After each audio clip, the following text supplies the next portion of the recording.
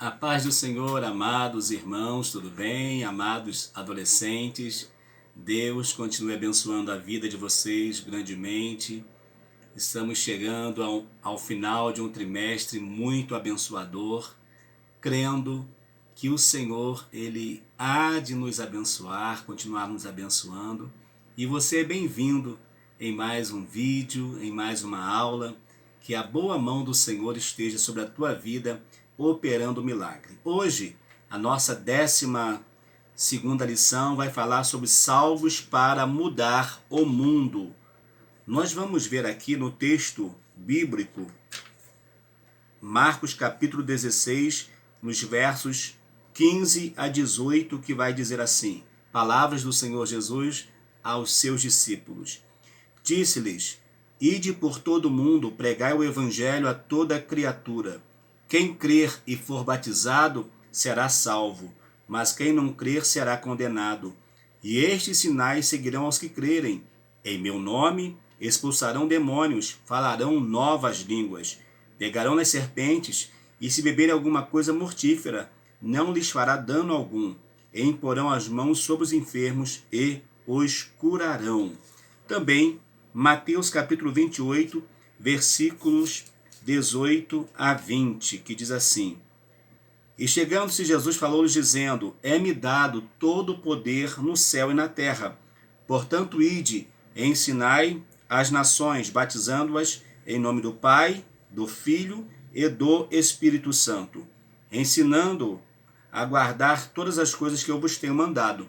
E eis que eu estou convosco todos os dias até a consumação dos séculos. A nossa lição, então, vai nos dar uma ideia de como nós estamos comprometidos com a pregação do Evangelho.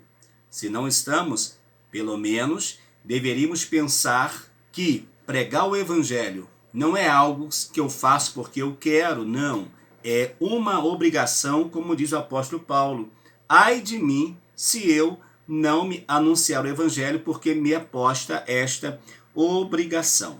A mensagem do dia diz assim: os discípulos foram anunciar o Evangelho por toda parte, e o Senhor os ajudava e por meio de milagres provava que a mensagem deles era verdadeira. Marcos 16, 20.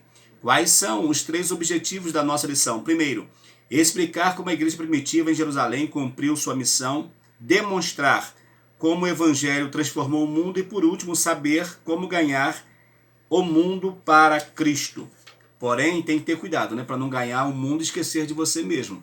Primeiro você precisa ter uma boa base espiritual para você ir anunciar o Evangelho àqueles que estão precisando. Porque tem muita gente que anuncia e ele mesmo não está preparado. Ele mesmo não está enraizado na fé. Então ele faz e acaba sendo uma presa fácil. Então esteja enraizado na fé, certo de que você com certeza será usado pelo Espírito Santo para essa grande obra. Vamos descobrir? Vamos lá? Você sabe qual é a sua missão no mundo? Jesus estabeleceu um grande propósito para a sua igreja. Nesta aula você vai aprender como os cristãos do primeiro século cumpriram esse chamado e o que aconteceu com o mundo quando o Evangelho foi pregado sob o poder do Espírito Santo. Mesmo após 2 milênios do cristianismo, ainda encontramos muitos desafios na evangelização. Nossa geração ainda pode fazer muito pelo reino de Deus e já está na hora de descobrir a sua missão. Você está pronto? Você está pronta para descobrir a sua missão? Então vamos lá em nome de Jesus. Hora de aprender. A igreja e sua missão transformadora. A igreja primitiva de Jerusalém. Após o batismo no Espírito Santo, Atos 2, os cristãos primitivos em Jerusalém experimentaram um grande avivamento. Eles estavam dispostos a falar de Jesus incansavelmente. Compartilhavam seus bens uns com os outros, de maneira que não havia entre eles quem tivesse necessidade de roupa, comida, enfim. Havia um sentimento amoroso entre os irmãos, de cuidarem, de tratarem um do outro. Era algo assim excepcional que acontecia lá no início da igreja primitiva. A marca daquela igreja era a marca do amor.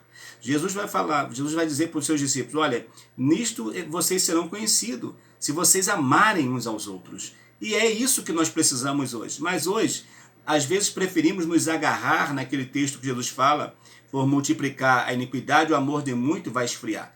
Então, às vezes, a gente prefere ficar pensando assim, pensando dessa forma, mas não deve ser desse jeito.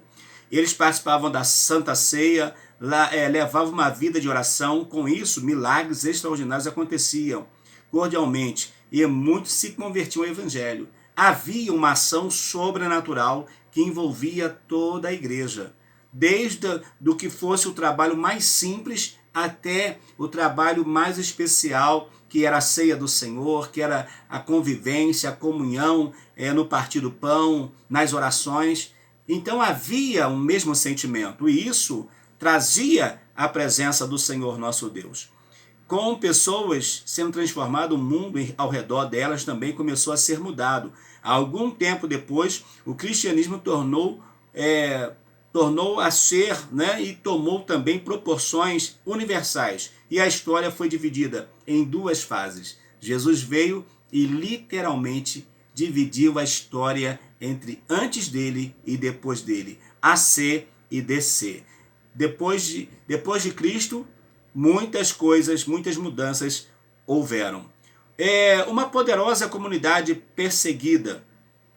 Milagres aconteciam frequentemente no meio da igreja cristã do primeiro século. O sobrenatural estava presente na vida cotidiana dos irmãos, dos apóstolos. O poder de Deus se manifestava de uma forma tão grande que os doentes ficavam nas ruas, os doentes eram colocados nas ruas, e do lado da onde Pedro iria passar, e a sua sombra, Pedro não precisava nem orar pelas pessoas, só a sombra de Pedro passando nas pessoas, elas eram curadas.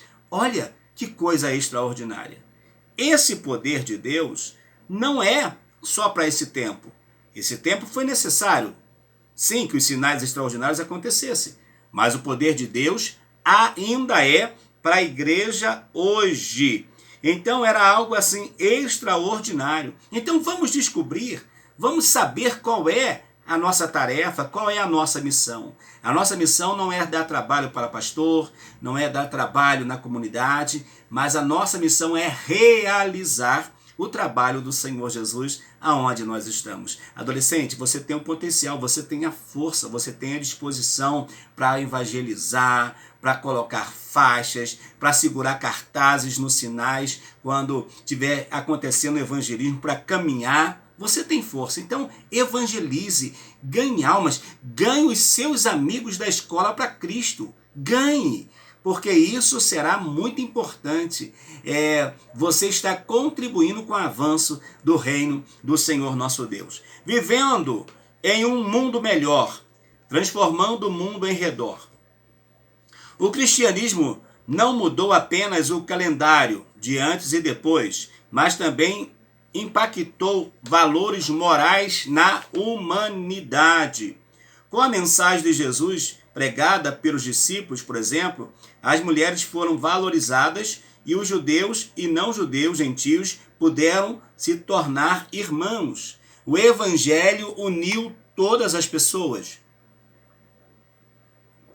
O evangelho não discrimina ninguém. O evangelho não discrimina pela cor, pela classe social, não. O evangelho não discrimina. O evangelho mantém todo mundo no mesmo nível. O grande é quem? O grande é o Senhor Jesus. Todos nós somos servos. Todos servos. Só o Senhor Jesus é o único que é o Senhor. É só Ele, o restante são todos iguais. Então o evangelho veio para colocar todos, nivelar todos numa mesma altura, no mesmo pé de igualdade. Sim, claro, tem as lideranças, tem os pastores, tem os dirigentes das igrejas, tem os obreiros, mas diante de Deus, todos nós somos iguais e dependemos da mesma misericórdia do Senhor, ok? O evangelho de Jesus chamava todas as pessoas para Deus, independente de sua cor de pele, nacionalidade ou situação financeira, pois Deus não faz o quê? Acepção de pessoas. Para Deus não há acepção. Quem faz acepção de pessoas somos nós, os homens, mas Deus e a sua palavra não. Além de muitas contribuições sociais e culturais, a mais expressivas bênçãos que o cristianismo trouxe para o mundo foi a espiritual. Nós vimos lá que eles vendiam as suas casas, suas propriedades, tudo tinham tudo em comum. Perfeito. Mas a riqueza que o evangelho veio trazer é trazer uma mudança na vida espiritual do indivíduo. Falando para esse indivíduo que é possível ele alcançar a eternidade em Cristo. É possível ele abandonar o mundo de pecado e avançar em relacionado à vida cristã, relacionada ao Senhor nosso Deus. Além de muitas contribuições sociais, culturais, a mais expressiva bênção que o cristianismo trouxe para o mundo foi a espiritual. Pela pregação da mensagem de Jesus, a humanidade conheceu o caminho de volta para Deus. Jesus Cristo. Quem é o caminho? Jesus. Evangelho de João capítulo 14, Jesus vai falar sobre a questão que ele mesmo é o caminho. Ele é a verdade e ele é a vida. Lembremos que quando o pecado vem ao mundo, o pecado ele abre uma ruptura. Ele destrói a ligação. O pecado destrói a ligação entre o homem e Deus. O caminho de proximidade do homem para com Deus ele é interrompido. Sendo necessário o quê? Que Jesus viesse e através do seu sacrifício ele pudesse ser essa ponte, esta união entre o homem e Deus novamente. E a igreja cristã, a igreja evangélica, vou dizer da minha igreja, você diz da sua, mas vou dizer da onde eu congrego. A igreja evangélica, ela tende o quê? A pegar o homem e unir o homem a Deus. A religião é isso, é uma ideia de religar. O homem estava desligado, o homem que não aceita Jesus ainda, que não aceitou Jesus ainda, está desligado, mas depois que ele aceita o Senhor Jesus, ele é ligado ao céu, é ligado ao Senhor novamente. É algo assim extraordinário, é algo muito importante que vai acontecer na vida desse irmão, na vida dessa pessoa. Caindo na simpatia do povo, a igreja em Jerusalém tinha um grande diferencial. Qual era? Não era apenas os milagres, né, ou as testemunhas e pregações cheias de poder, não. Os testemunhos cheios de poder, não era só isso. O maior diferencial dessa igreja foi a sua capacidade de amar. Os ensinamentos de Jesus, para eles, estavam bem vívidos nas suas vidas. Então eles tinham uma capacidade de amar muito grande. Foi principalmente por isso que os cristãos o quê?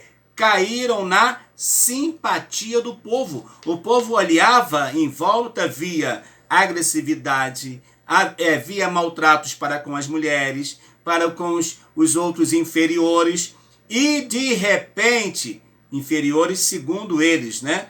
Nos seus pensamentos, mas eles vão ver, não, mas esse povo é diferente, lá não tem esse negócio se é rico, se é pobre, se é homem, se é mulher, todos são iguais, porque o evangelho veio exatamente fazer isso, nivelar todos igualmente. A Bíblia diz que todos os dias se convertiam, e isso acontecia porque onde há amor verdadeiro, o Espírito Santo tem liberdade para atuar. Assim, quando os apóstolos testemunhavam do Senhor, multidões vinham a Cristo. E hoje? Está acontecendo a mesma coisa? Hoje tem uma vaidade generalizada que toma conta do coração do homem. Há uma ideia que quanto mais alto fala, mais poder tem. Quanto mais estuda, mais poder vai ter na palavra. Queridos, às vezes, em alguns lugares, a graça de Deus é banalizada. Então Deus não opera o milagre, não é porque ele não quer operar. É porque aquelas pessoas que eram para ser assim um agente do milagre, para que o milagre acontecesse, estão desviados do propósito. Isso ainda acontece? Será que tivemos o padrão, né? Ou mantemos o mesmo padrão, ou vivemos o mesmo padrão que eles viviam? Não vivemos. Hoje está quase cada um por si e Deus por todos. Estamos dessa forma, mas com isso as nossas igrejas se esvaziam, porque nós, diferente da igreja de Atos, nós não estamos conseguindo cair na graça do povo. Aí quando surge qualquer movimento diferente, as pessoas vão tudo para lá. Abandonam uma igreja de raiz, uma igreja que está voltada para a palavra, para viver alguns momentos de prazer. Que Deus tenha misericórdia. E que nós possamos, como servos de Deus, demonstrar o verdadeiro poder do Senhor nosso Deus através não somente das nossas mensagens, mas também do nosso testemunho diário. Ganhando o mundo para Cristo. O que eu preciso fazer para ganhar o mundo para Cristo? Primeiro, sair da nossa zona de conforto. Há um hino que a gente até fala na igreja, comenta em tom de alegria, que algumas pessoas falam assim: eu quero trabalhar para meu Senhor. Mas ele canta esse hino que quer trabalhar deitado na rede, tomando suco de maracujá. Ele vai levantar? Ele vai dormir o tempo inteiro. Ainda mais com esse calor que está fazendo aí. Ele até desmaia, até esquece do compromisso. Então, para que eu evangelize, eu preciso sair da minha zona de conforto. Eu tenho que abandonar a minha zona de conforto para entender o que Jesus quer fazer. Vocês se lembram bem o chamado de Abraão? Deus chama Abraão do meio da sua terra e da sua parentela para uma terra que ele está determinando. E quando Abraão vai, o sobrenatural vai acompanhá-lo, o milagre vai acompanhar a sua vida. E isso é algo assim extraordinário. Jesus disse aos discípulos que pregasse o evangelho em todos os lugares. Mateus 16,15. Ide por todo mundo pregar o evangelho a toda criatura. Em Atos 1,8, Lucas vai escrever o seguinte: mas recebereis a virtude do Espírito Santo que há de vir sobre vós, e ser-me-eis testemunhas em Jerusalém, Judeia, Samaria, os confins da terra, simultaneamente. Quando eu saio da minha zona de conforto, eu vou entender que tem alguém que está precisando. Quando se falamos de evangelismo, de missões, há uma ideia, e essa ideia é uma ideia verdadeira, que cada coração que ainda não recebeu a mensagem é um campo missionário.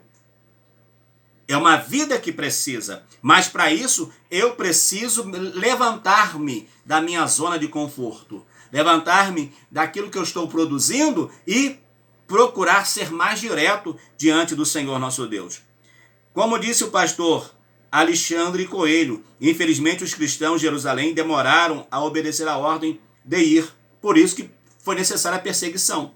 Quando eles começam a vender as suas propriedades e todos estão praticamente iguais, vivendo bem, eles esqueceram da ordem de Jesus, que era ir pregar para todas as nações. Por isso que foi necessário que a perseguição viesse, para que eles pudessem avançar. Aí o diácono Filipe vai sair, vai pregar, vai evangelizar. Estevão vai ser apedrejado, mas quando ele está sendo apedrejado, ele vai trazer uma mensagem poderosa.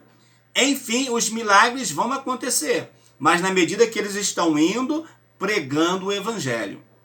Precisou que eles saíssem da sua zona de conforto.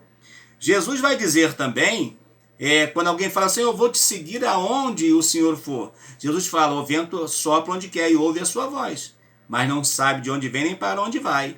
Assim são aqueles que querem seguir-me, são aqueles que querem fazer a minha vontade. Ou seja, vai ter que deixar a sua zona de conforto, vai ter que levantar, vai ter que sacudir a poeira, vai ter que avançar.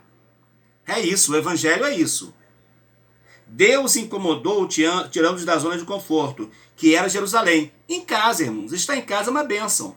Estar em casa você está seguro, você sabe que está tudo pertinho, o mercado está perto, a farmácia está perto, o hospital está perto, a mãe está perto, o irmão está perto, o primo está perto, o vizinho, a professora da escola, está todo mundo perto. Mas quando a gente sai da zona de conforto, a gente vai um pouquinho mais longe, já perdeu o contato com fulano, com ciclano, e aí como é que fica?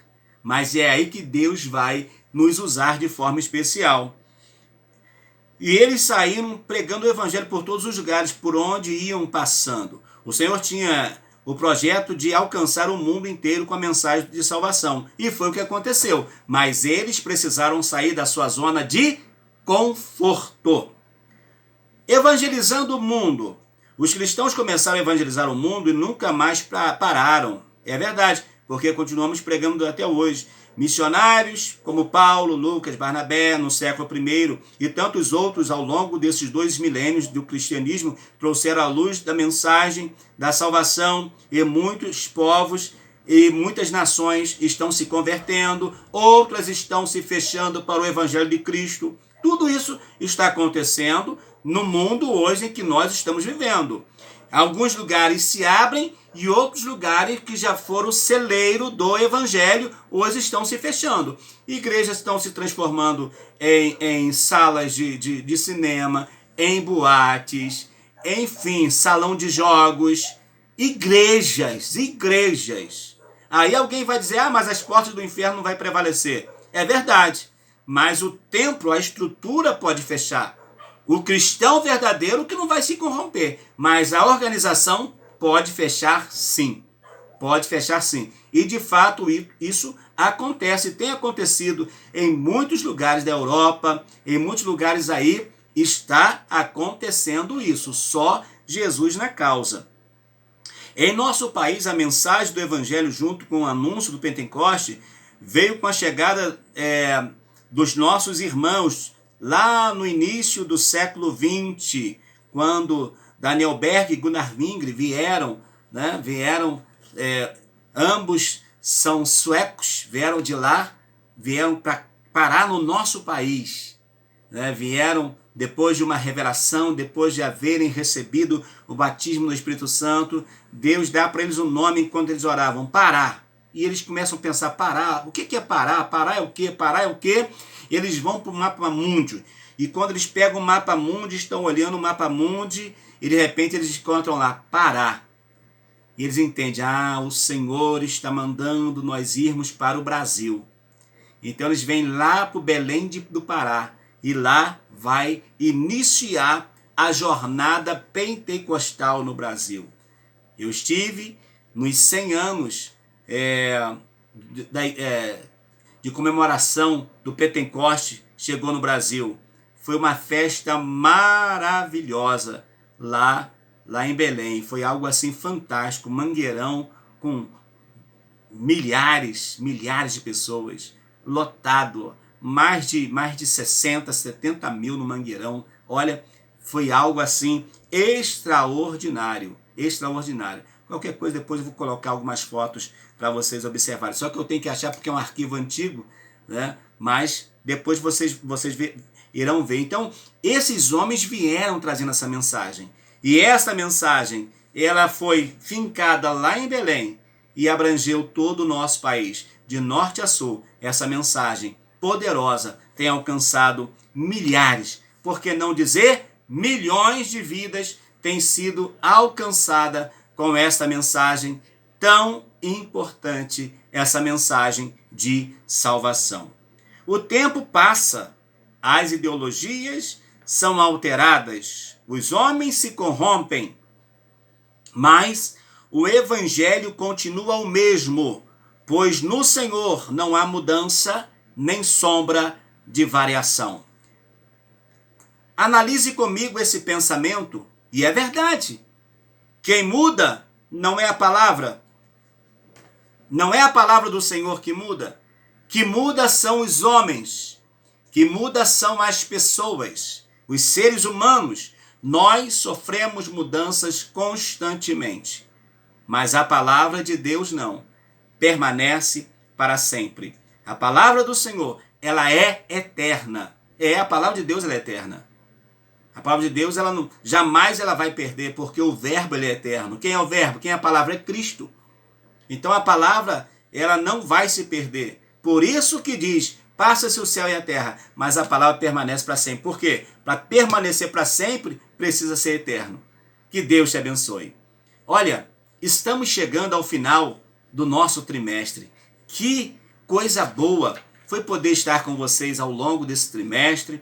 Semana que vem falaremos sobre as promessas bíblicas para os salvos. Vai ser mais uma lição fantástica. Que Deus te abençoe.